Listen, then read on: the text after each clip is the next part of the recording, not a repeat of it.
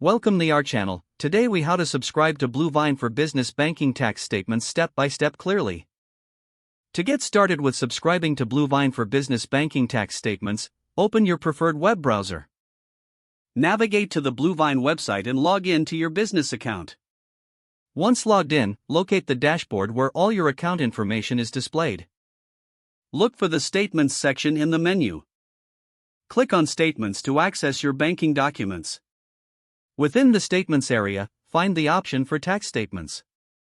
Select the Tax Statement option to view available documents. Choose the specific tax year for which you need the statements. After selecting the year, review the documents and ensure they are the correct ones. Click on the subscription link to proceed. You may need to select how often you want to receive notifications, such as annually or quarterly. Input your email address if prompted, ensuring it is the correct one.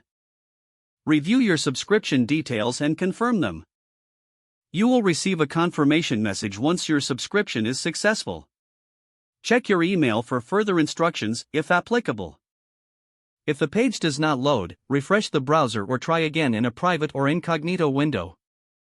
Make sure you are using the correct email address, then retype it carefully to avoid small typos. If your password is not accepted, use the reset option and create a new strong password you can remember. Check your spam folder for verification or security emails, then complete any requested confirmation steps. Enable two-factor authentication if available to improve account security and reduce unauthorized access risk. After signing in, review your profile details so your contact information and settings are accurate and current. If you see an error message, note it down and try again after restarting your device and internet connection. Log out when you finish, especially on shared devices, to keep your account and payment information secure.